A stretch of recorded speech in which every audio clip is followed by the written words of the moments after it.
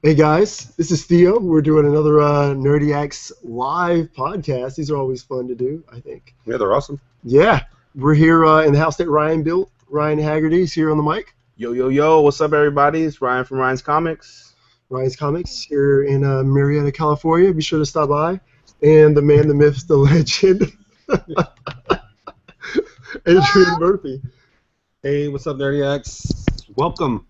Usually I give you a fun little nickname, but not that time. Yeah, Not that time. I still go by Prophet Alpha, though, even though my stats, according to Ryan and Theo, aren't that great. Well, you're just wrong. I mean, like, you changed your own predictions and stuff like that. So if you haven't listened in before, we like to do a little format. We call it the great, the good, and the bad. And we talk about the great things in the industry that we think, the good things, and the bad things.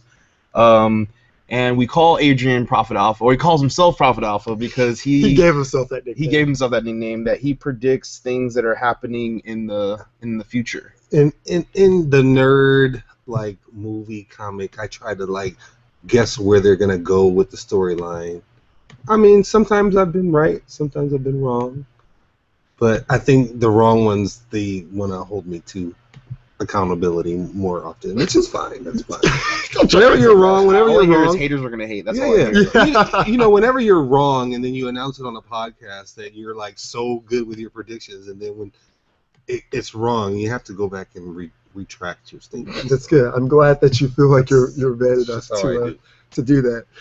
Adrian, why don't you go and start us off with the great, man? Let's see with a great, or am I going to start with a good? No, we start with the great and then the good. Great. Okay. Well, my great is overall, we're 2 weeks away from Comic-Con, and my great is I'm really prepping, man. I've been starting a 30-day countdown every day. Yes. Announcing everybody that's going to be attending with us. Mm-hmm. Comic-Con is an international festival for nerds. And if you haven't been, which most people who listen to this know about Comic-Con, all of our trio are actually lucky enough to be in attendance this year. It is. It is a bucket list of mine. So thank you. I've just been prepping my plans on how I'm going to be able to get the maximized benefit out of Comic-Con this year. And my strategy is always to get into Hall H first and then branch out from there. What are some... Give me two must-see things for you, not necessarily for everyone else, just for you, that you have to see. Okay, so listen, this is the first year that Warner Brothers DC really has a whole competitive slate of movies, superhero-based, to go up against Marvel Studios. And Marvel Studios, DC, Warner, and 20th Century Fox, they're at war. There is a cinematic war. I mean, everybody knows that with 20th Century Fox, they own X-Men and Fantastic Four.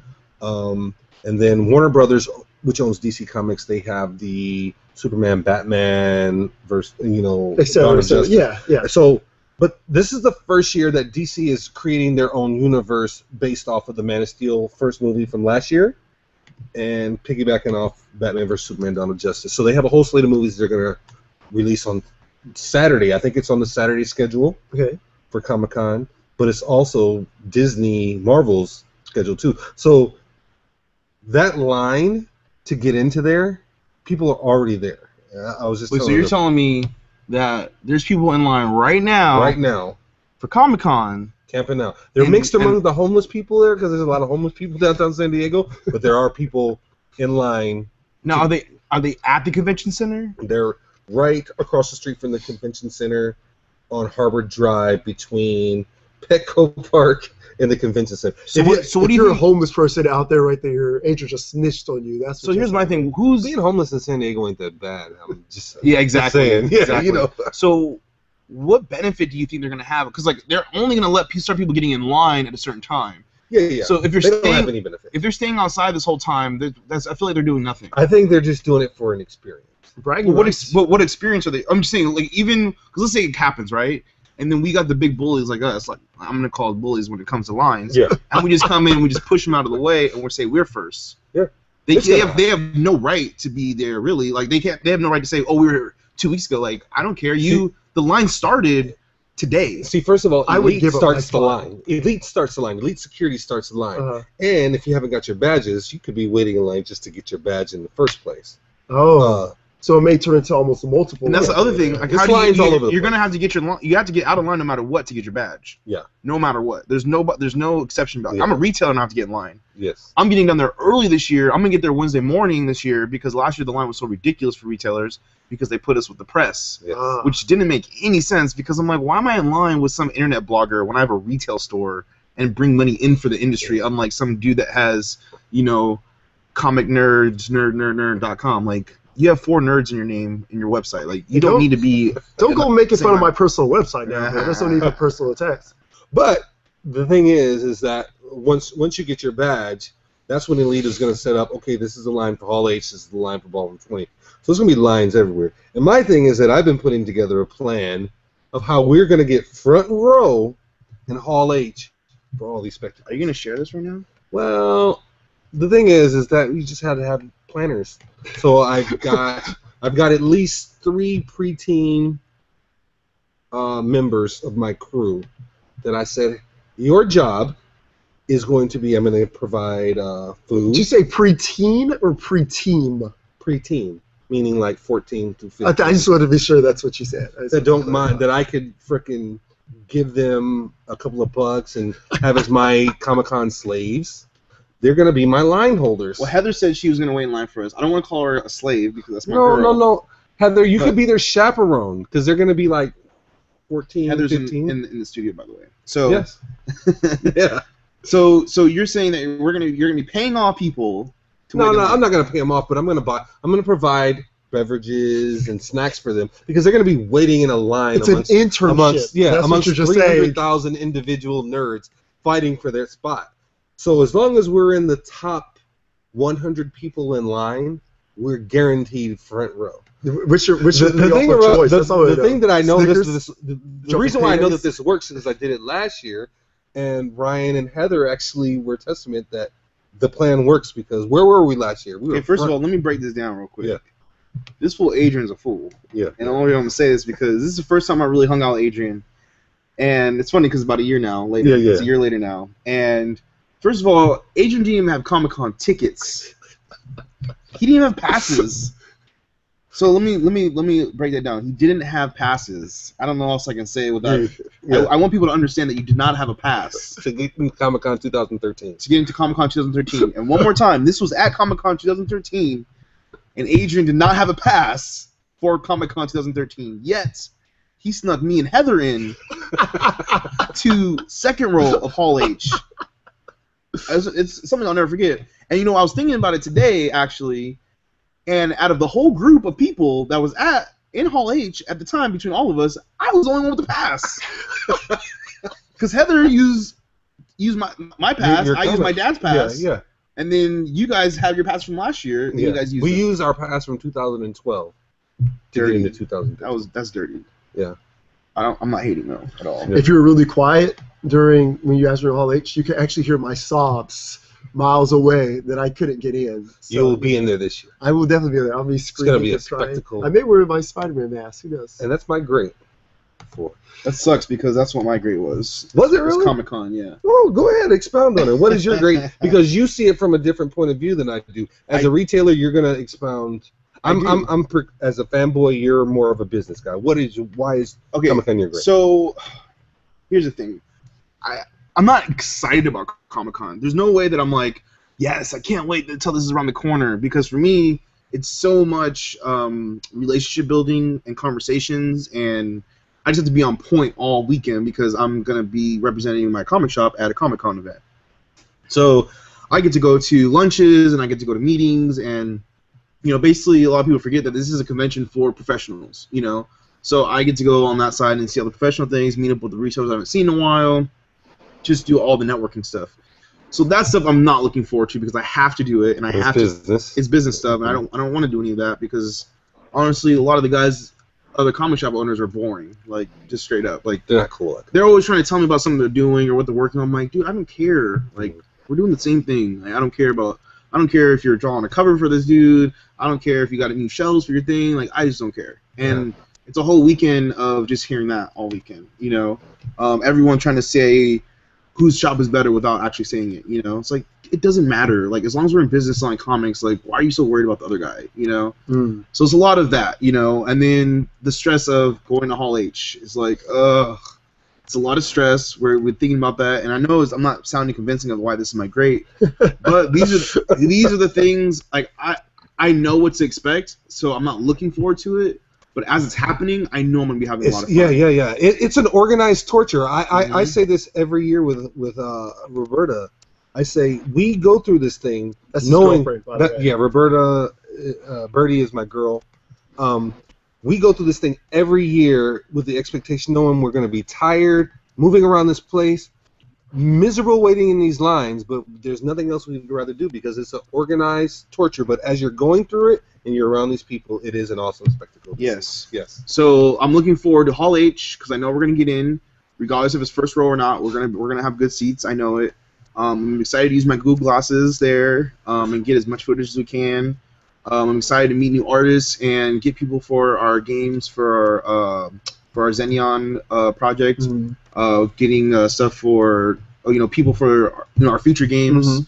So I'm looking forward to all that stuff. And then that stuff is a lot of fun. I have a group of friends that I usually meet down there for Comic-Con every year, and they're just awesome comic people to hang out with. They know how to do conventions the right way. They're the ones that will wait in line for 8 hours to go see Game of Thrones panel. You know what I mean? And I respect that. But they're I'm looking forward to that kind of stuff. So that's why it's my great, just because it's expected every year to happen, but I'm ready. Yeah. So awesome. Well, my great is actually Comic-Con as well. No, it's not. It's not Comic-Con. But it does have something I guess kind of to do with Comic-Con. It's nerd stuff. It is nerd stuff. Yes. My great is actually the Flash and Constantine pilots. If you're not aware, Flash, which is a spin-off, you could say, of Arrow on CW, because it's the same character that appeared in Arrow, is having its own spin-off show. And Fox is also doing Constantine, which is a show pretty much about best way to say it, he's almost like a sorcerer type guy, battles the supernatural, that kind of fun stuff. Both of these guys have had pilot episodes that have been leaked online. They've been leaked online for a while, so I don't feel bad saying this stuff as well. I kind of feel like even the studios may have leaked it a bit to judge fan response. And if the fan response is anything like mine, bravo. I mean, these pilots were incredible. A bit about the Flash. The Flash pilot established a lot of big characters that I never expected to see, much less in a TV show. So they're diving into the DC universe in the show? I mean, I'm saying, here's a little Easter egg. There's a scene where we're pushing through where the particle accelerator exploded, and we see an empty cage. It has the word Grodd on it, and it's like this huge cage on it. The monkey, gorilla Grodd. Yeah. So I mean, like I was watching with a friend, and we both like leaned up and started yelling at the TV at Gorilla the same Grodd time. is the Flash's ultimate nemesis. But it's not someone, one of them, but it's not someone you would expect to see on a CW TV show. Especially the pilot episode. So like the fact that they're establishing stuff like that. Arrow, Steve Amell's character as Oliver Queen / Arrow has a cameo in there, which is very cool, especially if you're a big fan of Arrow. If you listen to this show, I'm a huge Arrow fan. So it was awesome just to see him coming into the show. Actually, the Flash runs to Sterling City and talks to him for a bit. So it was just very cool crossover with that. Constantine, oh man, what a great show! Way to establish just the character of John Constantine, this snarky, chain-smoking British guy, who doesn't want to be in this situation or seem like he could care less. Related to the movie that was out with Keanu Reeves, is it a different character? Actually, I was going to say it's nothing like that character of Keanu Reeves' Constantine at all. I mean, Keanu Reeves' character was very bland, very dry, very un-British. Very un-British. Very Keanu Reeves. Very Keanu Reeves. Neo-ish. Hey, I don't want to cut you off, but I like the Keanu Reeves Constantine. I did like the movie, though. I felt like the acting was phenomenal. I felt like the dramatic scenes were great. I felt like the end, with having the female character playing a male role, like, that's how it works, right? It was the female. She was an angel. Well, she was an angel, but you know what I mean? Like, yeah. Just doing that alone, there's just so many little things, and we were younger when that came out. Yeah. And I just appreciated all that stuff, except for Shia LaBeouf was in that one, right? Yeah, it was. Yeah. That's, Well, I was actually going to say at the end of my conversation, I'm actually a big fan of Keanu Reeves. One I saw a couple of times in theaters back in high school,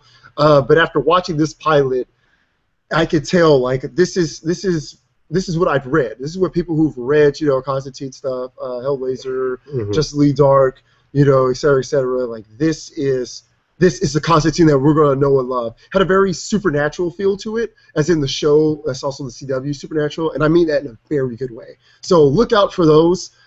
I was very impressed watching them. Very impressed. I didn't know anything about the actual character in DC when the Keanu Reeves movie. So he was all I had to go by. So like Ryan said, it is a good movie. It is. I enjoyed it. But once you start reading the character, you're like, no, that's Keanu Reeves. It's not really Constantine. That's Plank Yeah. from Ed, Ed and Eddie, pretty much. Okay. But, Mr. Good. My good today is after this podcast is that it's always good to get together with your nerd friends and go to a movie. So I've been hyping up Dawn of the Planet of the Apes. Now, the reason why I've been hyping it up because I've been looking at a lot of the chatter. You've been hyping it up, and I've been piggybacking on your hype. Yes. I've been looking at a lot of the chatter, and people are saying great things about the story. I saw 98% on Tomatoes. They're saying it's the best film of the summer. Better than Days of Future Past, better than Captain America: Winter Soldier, better than Transformers 4. You haven't even got it. LOL. But I'm so excited that we're all gonna hang out and go to this movie together and see it and enjoy it together. That's my good because it's hanging out with you guys. If you guys want to come and watch it with us, we'll be down at the Temecula movie theater. We're going to see what the 10, 15? Who knows? Let's play by ear. Yeah, we're going to go see the round 10 is showing. So if you guys want to come out and watch it with us, we'll save you a seat. The theater's just packed with people who listen and all clamoring for seats. That'd be fun. What I'm interested in, though, people that are listening. There's they released 3 viral videos. They're probably 10, 15 minutes each. It's called Dawn of the the 10 years prior because it's 10 years from Rise, and I love how they show how the human race has got to the point to where they're going to be losing the battle. Yeah, where they're losing the battle. Also, there's videos right now, kind of there's viral videos. There's like 10, 15 minutes long where it shows how the human race. Where do you find those at? They're on some of the nerd websites. I think I put a link on their the Dawn of the Planets website or whatever. It is. It is on there. Flu thing? Yeah. It is on there too. But it shows how the human race basically got to the point to where the movie's going to start, and how the people who were immune to it, which was 1 out of 10 people. So that means 1 out of 10 people of the human race survived. So you die from the virus. You die, and only 1 person out of 10 survives. So that's a huge, huge number of dead humans living amongst. There's only a few hundred million. Yeah, I feel like it's still a lot of people though. It's still a lot, man. Well, no. If you take 1 out of 10, there's 7 billion people, right? It takes 100 million to make a billion. Let's spread out though. I'm just saying. So does it make a billion people? No, that are alive. That's 1/7. No, because there's 1 out of 10 survive. Yeah. So it's got to be in the millions, yeah. Hundreds of millions of people that are left. Yeah. Not billions. No, hundreds of millions. Yeah, just hundreds of millions. So that means how many apes are there though? Well, apes we're gonna find out, aren't we? Apes procreate and they have litters. It's true. No, and I would say one. I would say one military trained gorilla. So if they have 2, it's a litter, right? I think a litter. I don't know if they call it 8 litters. I think we have 1 at a time, right? 1 or maybe 2. That's what I'm saying. So, but what I'm saying is, how many people per military trained gorilla? That's does it the equal? question. Is it 5 men for every military trained gorilla? I feel like that's asking a lot of those 5 men. That is a lot.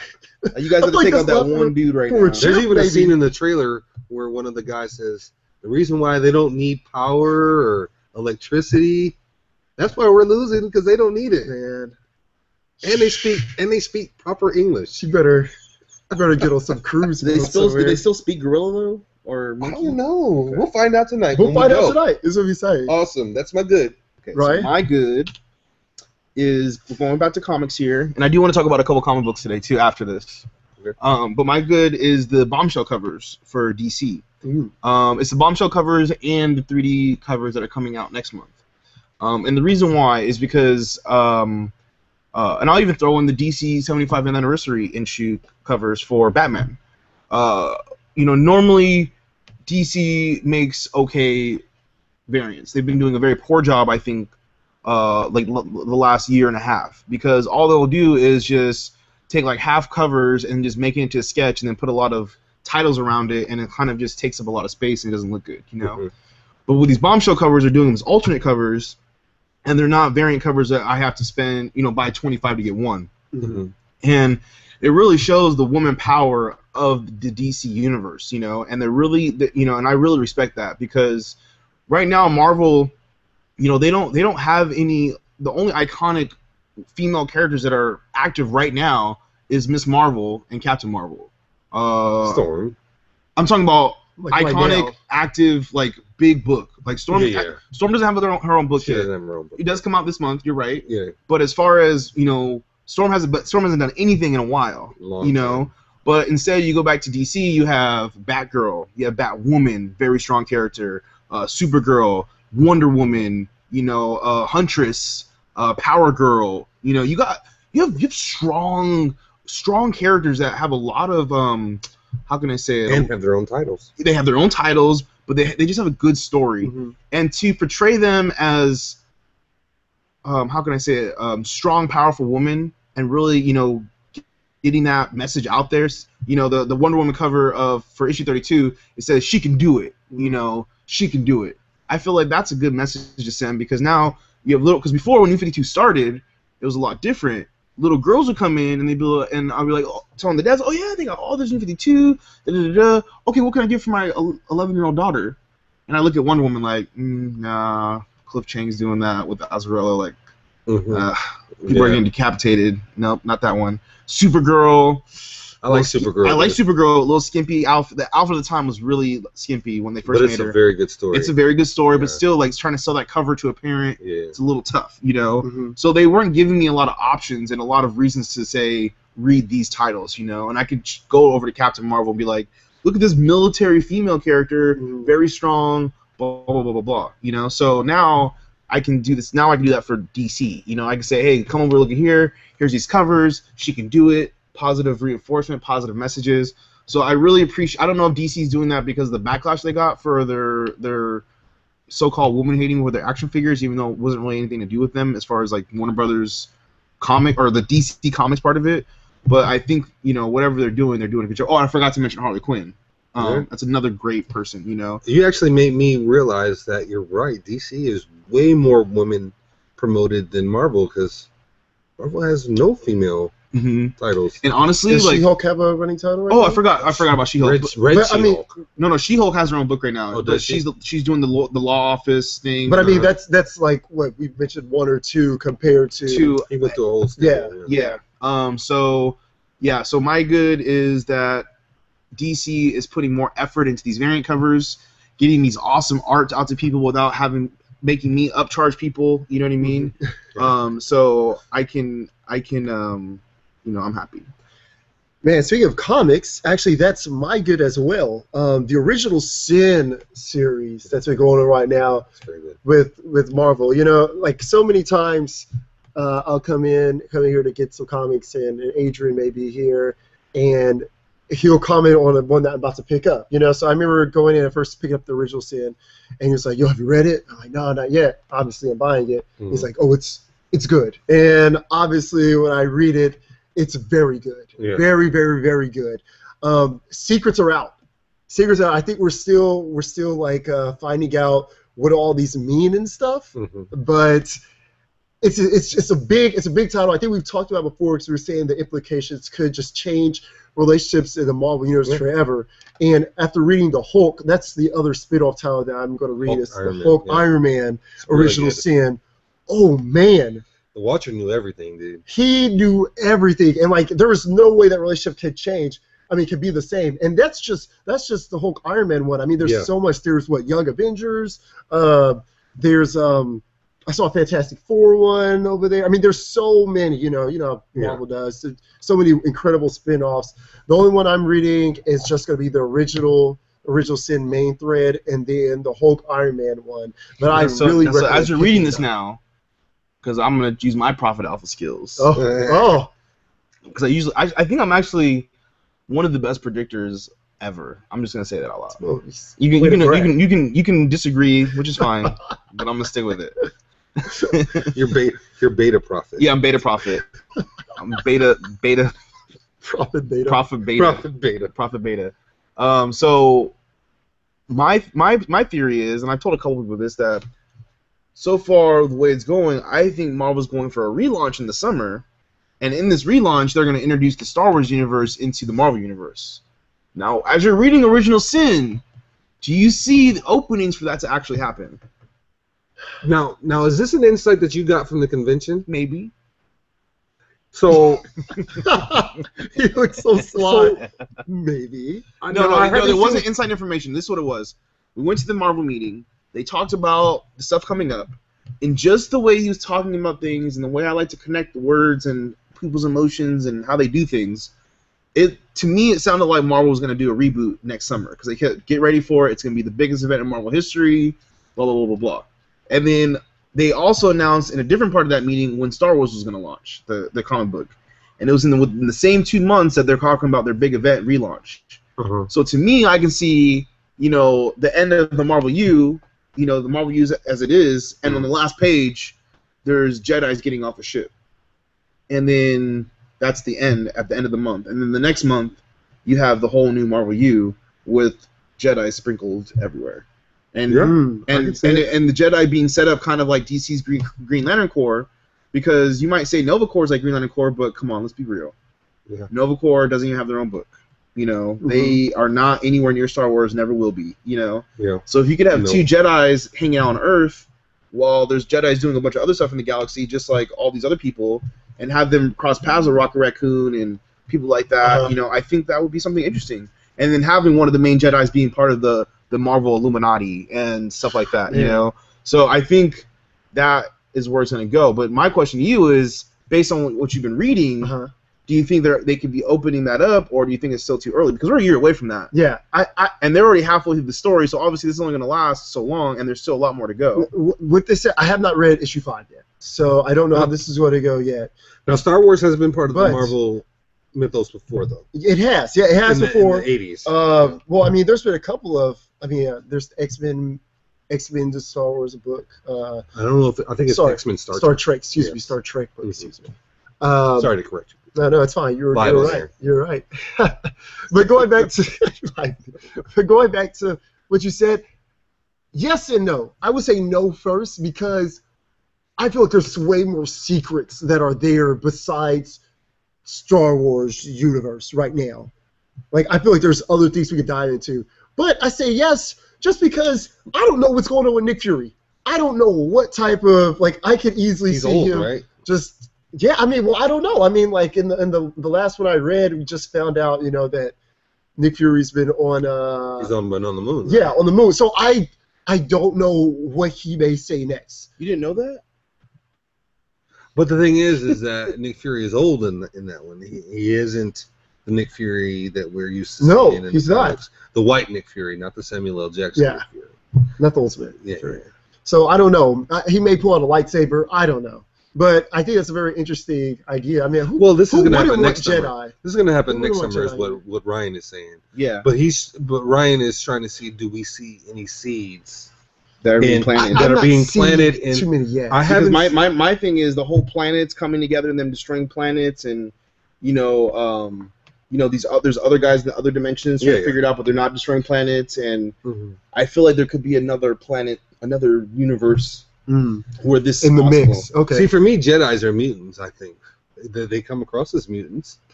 The McClorian count, the ability. But you got to think there's aliens and other species that have the Force within them too, like Yoda, for example. Yeah. We can call him a mutant, but no, they're different. Are there different power sets of Jedis though? Oh yeah. Oh yeah. Oh, we don't want to. No, I don't want to. Yeah, no, we can't get into that because Ryan and I will be here. Broadcast. We'll be here all day. Oh man, there's anything. I think when Ryan and I first met, we started talking about different types of Jedis and Force users. Adrian, what's your bad, man? My bad. Hold on, I want to cut us off real quick. I want to go over, just in case anyone jumped in late. This is Ryan from Ryan's Comics, and we got Theo Brown. That's me. And we got Adrian Murphy, Prophet Alpha. Here I am. So we just wanted to refresh that real quick. Go ahead, Adrian. What's your bad? So my bad has been the universally panned Part 4, Transformers: The Age of Extinction. Saw it when it came out. Man, it was just like I want to tell you what I thought was good about it. I wish everyone could see like the just utter disappointment in his face. I haven't seen this kind of pain in a long His time. face, like I feel bad for him that he feels that bad. Like I wish he was passing a kidney stone rather than talking about this. The good things about it, right, Uh-huh.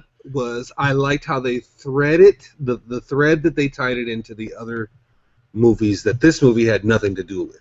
Because this movie really had nothing to do with the other movies. It was didn't. almost like a reboot. Yeah. Like, But there is a thread where it was like, there's billboards around the movie where it says, "Remember Chicago," where what happened at 3. with the exception of 3 billboards, it was a Yes, reboot. And I liked the new design of Optimus Prime. Uh-huh. That stood out. Uh-huh. But everything else, Mark Wahlberg as a caring father, the annoying scientist played by Stanley Tucci, whose name I forget, and the boyfriend who all he did was drive a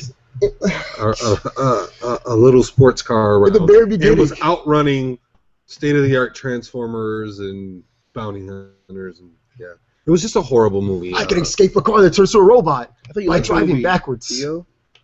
Here's the thing about Transformers Theo's 4. the ultimate fanboy. There you go. Here's the thing about Transformers 4.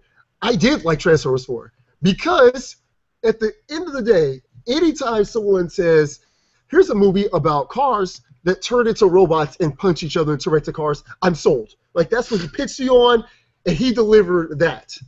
With that said, do not expect anything else from this movie. Don't expect any type of logical sense of a story. Don't ask questions. It just doesn't make sense at all. You thought Optimus Prime was the caring guy from the first, second, and third one who's stayed by humanity? Nope. I think the first word Optimus Prime says is, "I will kill the humans." Like, he makes a direct point that says, "I will kill this fleshy human being here." And that's just Yeah, the he hated least the of it. humans in that Oh, one. he hated the Well, humans. that's because they betrayed him. I mean, they betrayed the Autobots. Guys, since we're here, and I don't want it to go too long, but this is one of my many questions I had about Transformers. Ryan, did you see Transformers 4 yet? I'm not going to. He's not going to. So Adrian Not saw it. interested. Yes, I did. Okay, so we see Optimus Prime at the beginning, right? Mhm. He's in the old and busted car, right? Yeah. And Shout then out like, to Lowe's. and then we see him transform into a robot, and like he's old and busted. Dude's got battle damage, right? Yeah. Just serious battle damage. Mhm. Fast forward maybe 20 minutes when they're going to meet the rest of the Autobots, and we see the old and busted Optimus Prime, right? Like, Yeah. we're seeing him. And then we see him scan a new truck. And all of a sudden, he's this new hotness truck. Yeah. And then when he transforms, he's a new hotness robot. So, like, can he just heal his injuries by just upgrading his transformations? Because why don't they just keep a new car around all the time? He's like, man, I'm hurt. Well, Let me just scan this truck. this is how I want to counter your argument. Back to Bumblebee in the That makes original, so much sense, actually. but Bumblebee in the original one was an old busted up truck. I mean, old busted up Camaro. Yes. And But when he transformed into a robot, though, he still looked like Bumblebee. that's what I'm saying. See, like Optimus Prime, when he transformed in the barn, he looked like he was wheezing. Didn't he cough up like a shell or something like that? Like his chassis had like holes and stuff, and he just scans it. And I should say, this is the least of my points, but that was just one of them. It just made no sense. My dude Drift, the Bugatti, was he a helicopter or was he a Bugatti? Yeah. I know. Because the Japanese one. the Japanese one. Yeah. I didn't like him. Why don't they all just have like a helicopter and a From car? that Bugatti. I just I didn't like anything. I about think it. he actually transformed from a helicopter to a car at one point and just skipped the robot altogether. I just and then It was a Bugatti helicopter. but then in microwave fashion he acts like it doesn't exist. And maybe that's my bad. Maybe that's my bad asking questions when I think should have that just is your been bad. happy that he was just the giving funny me. thing is, this was Adrian's a bad, dinosaur. and I feel like Sorry. you were hurt more. I'm not hurt. It's my ugly, and Theo is like I'm not talking hurt. about it more than me when he said he loved it. Well, look, here's the thing. If you want to see robots turn into cars and then back to robots, well, this is your movie. Yeah. I mean, I don't regret seeing it. It's But the just, thing is that Michael Bay knows the product that he put out. I personally think that he knows that this was a subpar, and even the history of the Transformers films. I didn't really like the first one. And it still did crazy numbers, right? Yeah, Oh, yeah, it man. still did crazy. It did $100 million.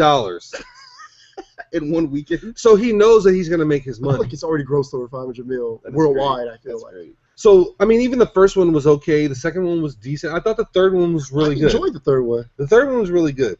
Fourth one. They did have dinosaurs. But go see it, though, because if you like sequels and you like to finish stories out, it's great. Brian, what's your ugly?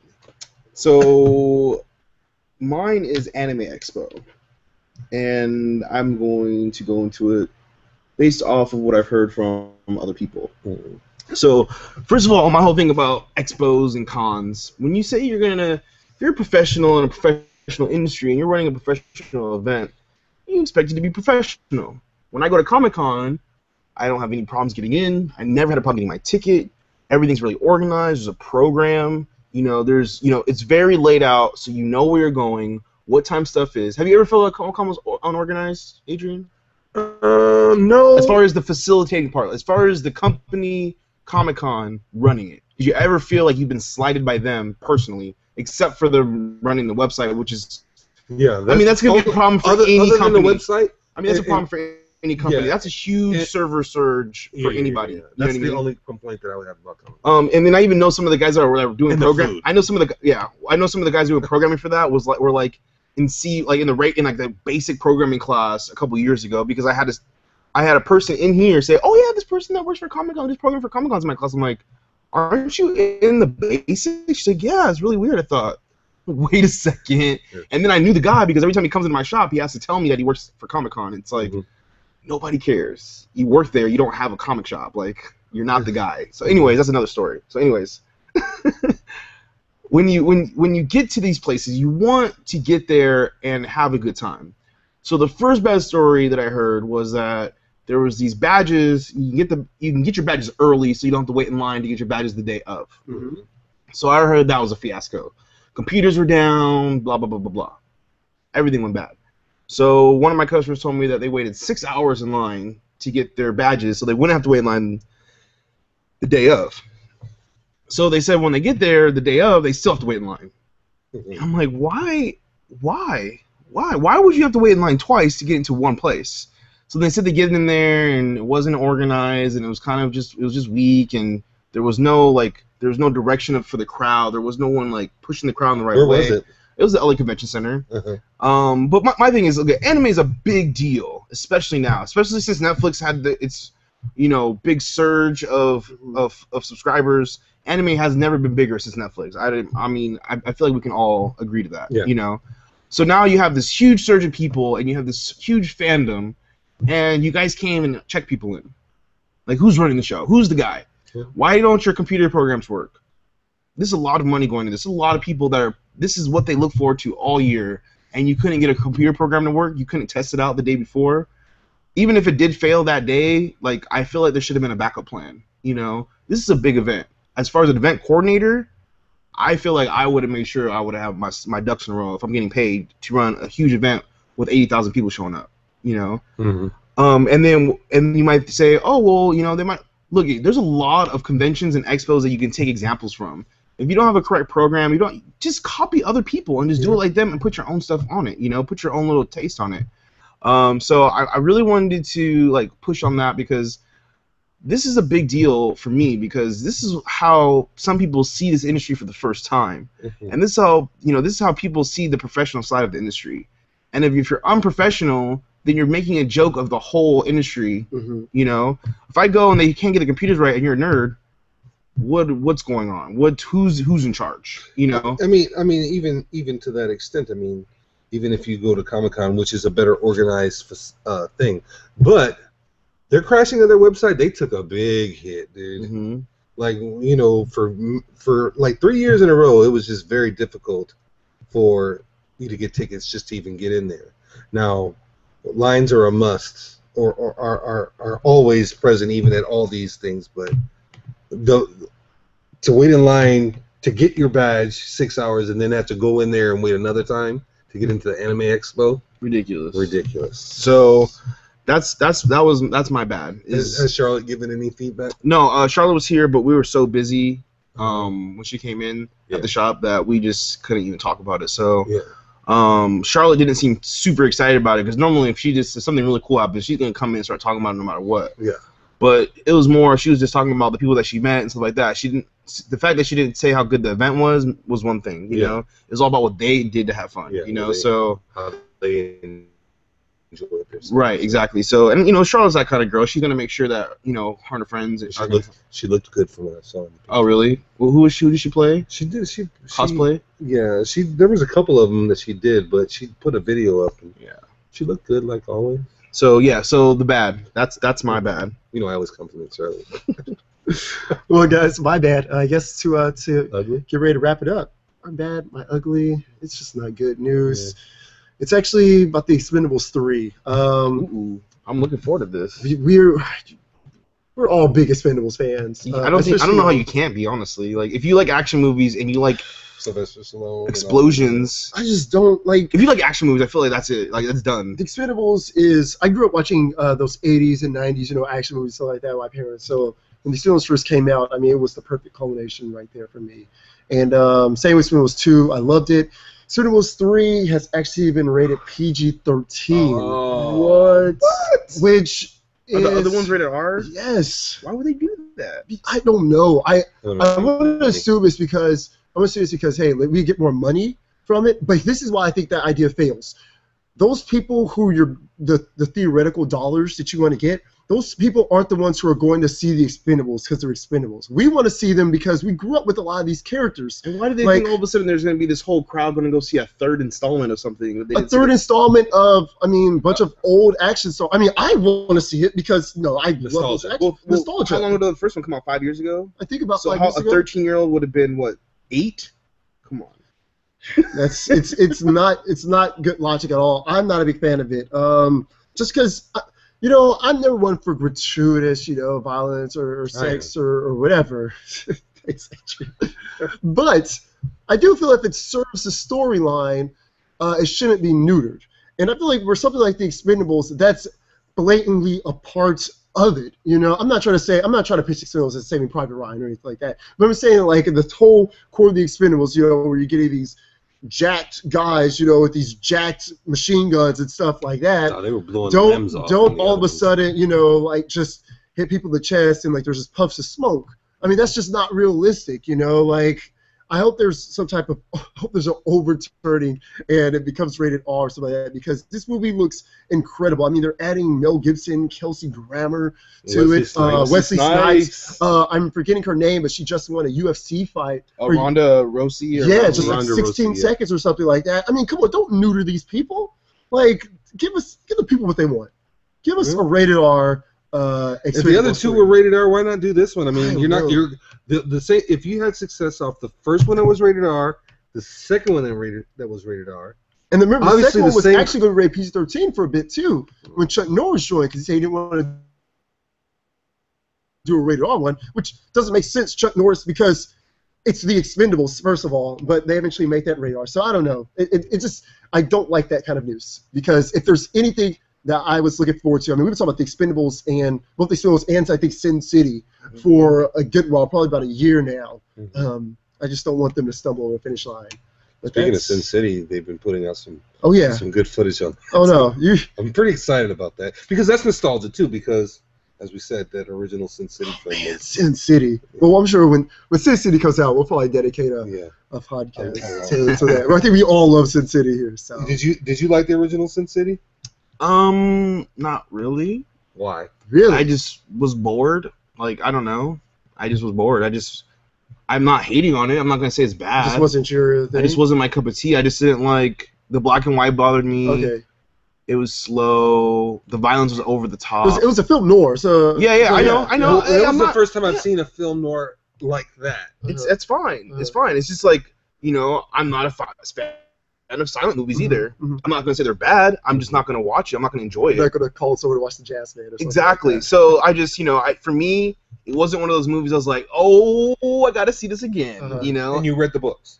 I did not read the books. I have no interest. Okay. I just have no interest in the story. Well, you know what? That makes a I difference. understand that though, because Yeah. at least you're just like overall, you're just like, yeah, I just. That's don't. not the honestly. That's not the kind of comics that I read. Uh-huh.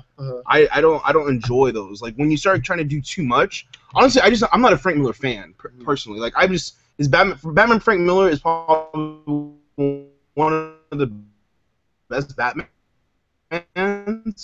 but like I'm just not a fan of his. Like you go back to that, okay, you had that argument, you know, but like that's kind of like saying George Lucas is one of the greatest directors of all time because he did Star Wars. Like no, you know, he's not. I'm sorry. Like maybe one of the greatest film creations of universes, yes. But no, he can't be in the argument of the best of the best. I'm more of a fan of Frank Miller's artwork than I am of his writing.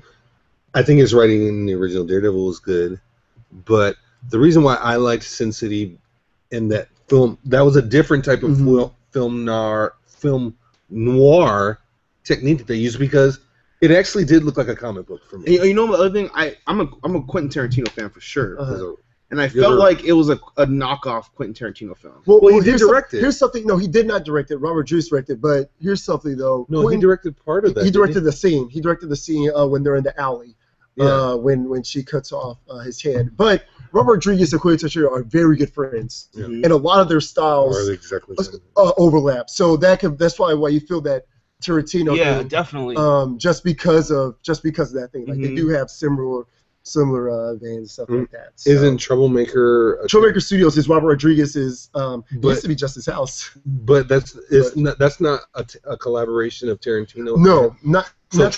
Troublemaker is only Robert Rodriguez. Yes, but I mean I think like he scored one of his movies for $1 or something like that, and like they directed one of his scenes for $1. They're very good friends. Nice. So, what is Tarantino's logo? Is it a band apart? I'm not sure. I have no idea. Say a question. He has a logo too. He has a studio, and it's the background of the logo is basically the first movie he did. Not Pulp Fiction. Not Pulp Fiction. Reservoir Dogs. Reservoir Dogs. That's his logo, but that's just the background. But I thought it was a band. I've never actually paid attention to it. I think it's a band apart. Well, guys. So I wanted to get into some comic books I wanted to talk about. Yeah. So a couple of them first I wanted to get into was actually it was a request from one of the people listening. Is Sex Criminals. I like Sex Criminals. I haven't read it since issue 2. Did we talk about Sex Criminals already? We've talked about it before. I mean, occasionally, but right. not. Okay, so Sex Criminals. I just want to give the setup because I don't like giving spoilers out too much, especially for comics. We do have a lot of them. We have the volumes and stuff here.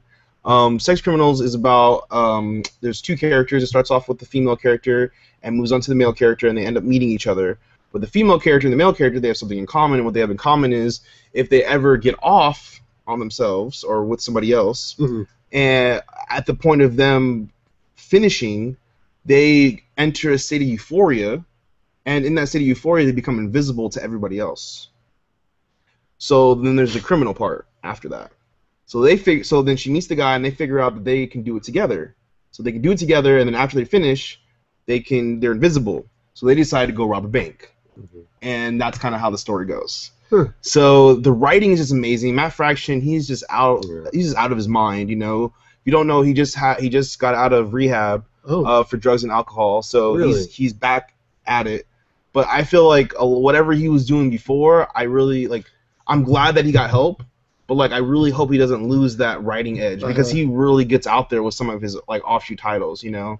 And his wife Kelly Sue, she writes crazy stuff too. She writes Pretty Deadly right now. Do those artists make that much money? He's a writer. Do those writers make that much money to where they can throw away themselves in drugs and alcohol? Well, he wrote Fear Itself. I mean, that's huge. These guys are that's Disney dollars, you know. Like, you're making money for Disney, you're getting paid. Do they get 6-figure salary? I'm sure of it. 6 to 7 figures for sure. Okay. Because they do appearances and they do all this other stuff too, and you know, when they write something, it's getting into hundreds of thousands of people's hands and getting millions of eyeballs on it every single month. You know, as far as a writer goes, who's beating Matt Fraction in numbers? You know what I mean? Like, no one. You know, I'm gonna use Lee Child because he's an author I like. He did the Jack Reacher books, the one that Tom Cruise did the movie on. You know, a lot more people know Matt Fraction isn't Lee Child, that's for sure. Lee Childs probably sold more books just off his name of his own stuff. Mm-hmm. But Matt Fraction's gonna be more popular because he's constantly putting stuff out more than him. He's been constantly rated the #1 writer too in a couple of years. Oh really? Yeah. He's the man. I remember the first time I got to meet him. It was crazy. We were at Comic-Con, and it was Wednesday night preview night, and they're hanging out at the Marvel booth, and we're at the door when the thing opens, so we would walk right in. We're the first people in, and so I walk over there, and I'm like, and I see they had TV monitors above their head with their name on it, and comic book writers, you don't see their faces very often. It's not a thing where you're like, oh, that's Matt Fraction, you can't just not gonna notice him walking down the street.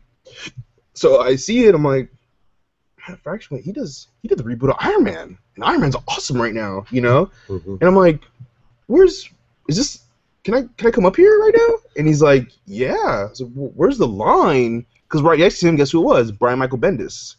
So I had Fraction and Bendis sitting right in front of me. And at that point, then there's nobody walking up. And at that point, I'm freaking out. Like, I don't have any books. What am I gonna do? And then he's like, well, do you have anything to sign? I'm like, no. Like, I need to go get something right away. And he's like, well, I have stuff over here. Bloop. I was like, oh, okay. He's like, $5 a comic. And I was like, $100. And he had like 4 different titles, so I bought like 2 of each, and I bought some Bendis books, and they all signed them and stuff. And I was like, "Thank you guys," and I was like, "Well, I'll let you guys go." He's like, "No, you guys can hang out. There's still nobody in line after this whole thing. I have to be buying the comics, them pulling the books out, them signing, them talking to me. Nobody. So I got an extra couple minutes. Like I felt though like there was so much power in front of me. I was finding every way possible to get out of that situation. Like it was too much. I was fanboying so hard. Like I'd never fanboyed before like that in my life, and I was just like, OMG, OMG, OMG. But Sex Criminals. Going back to that, Sex Criminals, a very, very good book.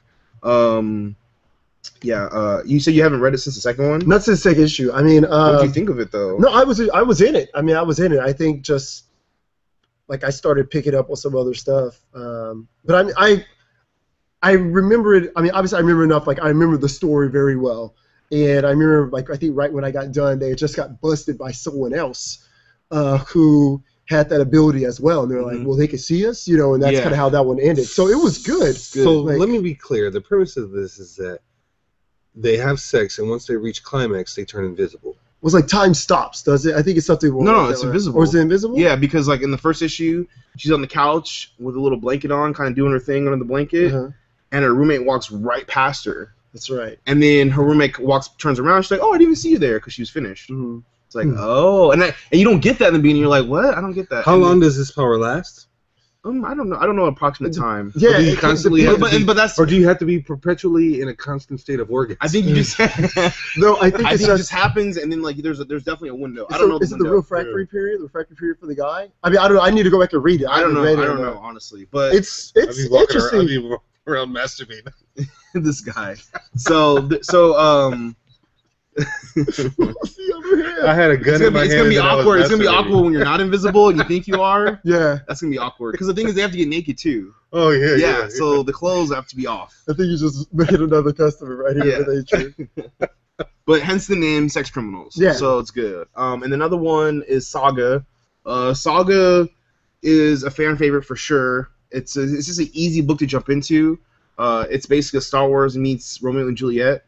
It's about there's about 2 planets that are going to war against each other. And there's a big galaxy. There's a lot of other things. There's a lot of other moving parts in this galaxy. It's not just these 2 main planets. But these 2 planets are going to war against each other, or 2 species. And one species looks down on the other, and so on and so forth. And the male character is a prisoner. The female character is the prison guard. So it's one of those stories. They meet, they talk, they fall in love, they have a baby, and then as soon as she has a baby, or when she's about to have the baby, or when she has a baby, they're gonna know that the baby is mixed with the other alien race because they look so different. And it's a combination. So they have to go on the run, and people are after them, the bounty hunters, the different governments, and all this stuff. And you meet their parents, and their parents are really cool, and they are in a flying tree spaceship. It goes down, and like their sidekick's like a ghost that was ripped in half in one planet because there's a planet with ghosts and stuff.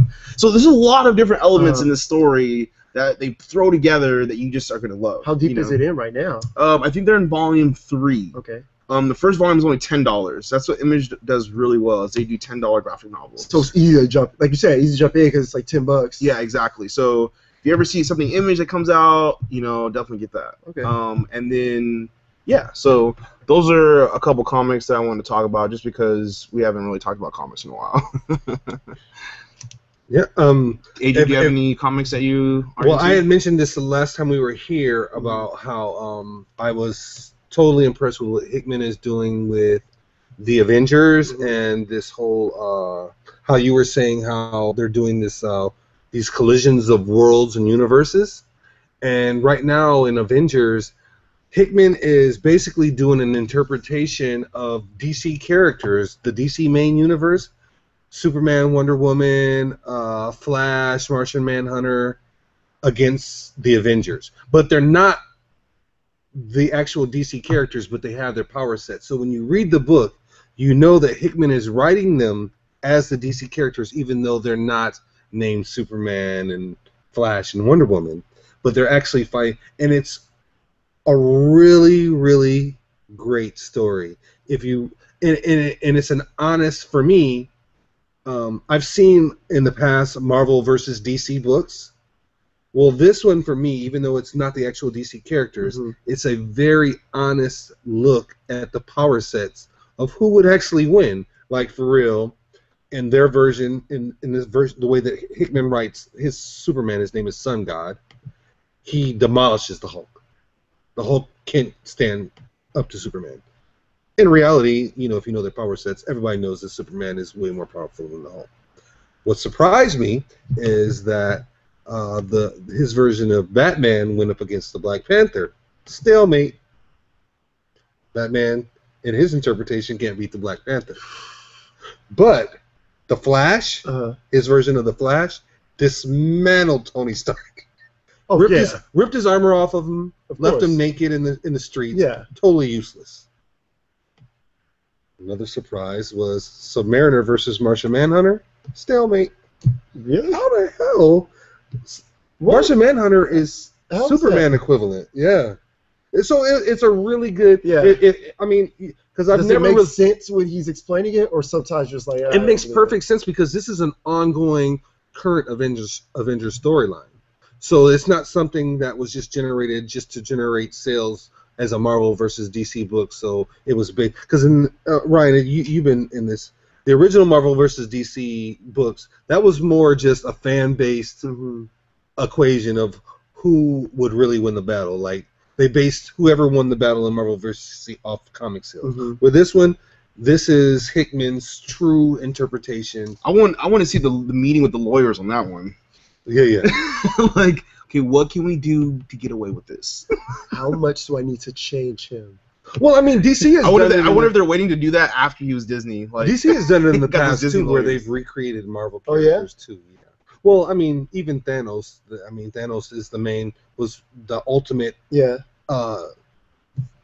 planner in the Avengers. He's just a reinterpretation of Darkseid. So I mean, it's been going on back and forth. So dang, we talked about comics, movies, Comic-Con, Yeah. a little bit of life. A little bit of life.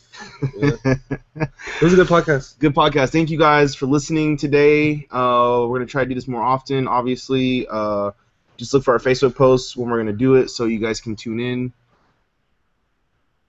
We can do a live podcast from Comic-Con. Oh, we're definitely gonna do one from Comic-Con. Yes. Yeah, and I also want to say, be sure to check out our Facebook page and some other stuff. Look for us in our YouTube page because we're going to be posting some stuff during Comic-Con, like little video clips, stuff like that. Yes. You've heard our charming voices, and you could see us in person. We could see Adrian try to sneak into places. And I got tickets this time, so I'm legit. Hey guys, this is Theo. This is Adrian Murphy, Prophet Alpha. And this is Ryan from Ryan's Comics. Thank you guys for listening. Peace. Peace.